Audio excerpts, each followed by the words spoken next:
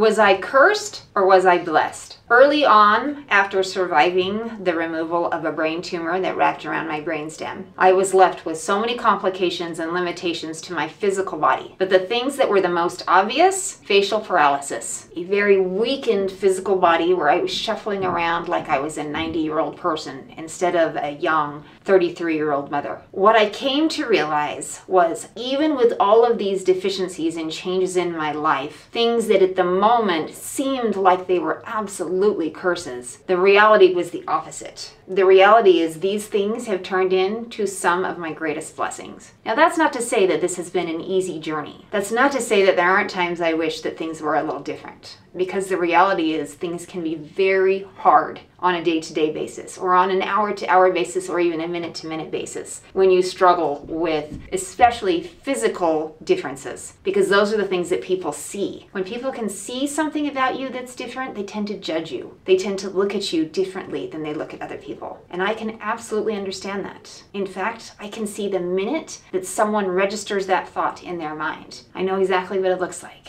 Because you're walking and you pass someone and you have eye contact, and all of a sudden they see, oh, something's wrong with her face, and they do a double take, and the look on their face changes, and that is the indication to me that, aha, they've noticed. They can see that I am wearing some of my greatest challenges. I am wearing this uniform that cannot ever be changed out. That is a difficult place to be, especially in the early days of mentally coming to grips with the new challenges in my life. So I mentioned that some of these have actually turned into great blessings. How have they been blessings? Number one, the challenges in my life have also created a whole new set of opportunities, including a new career. Before getting a brain tumor and the subsequent facial paralysis, I was a nonprofit specialist. I was running charity organizations, which I still love to help and contribute to. I love to help do some good in the world. But now I spend my time writing books, doing public speaking, and executive coaching. And why? Because of the challenges I have been able to overcome, and being able to find the lessons and the principles within those challenges that I can then help teach others. Is that a blessing? That is a huge blessing and a gift in my life. What are some of the other blessings? Well, I have had my family benefit in many beautiful ways. My children were very young when I was first diagnosed with the tumor and my subsequent surgeries. They have since learned great compassion for others because they've seen the challenges that their own mother has gone through. They have learned to look for people who might be a little different and then include them in their circle. They are a great picture of what inclusion should look like in action. Some of the other blessings that have come to me is I now have a platform where I can help people find the best versions of themselves, and I can do so on a much larger stage and platform than I ever could have before, because suddenly people have a reason to want to listen to me. That is a gift and a privilege, a true blessing. So when I think back over time and ask myself, was I cursed or was I blessed?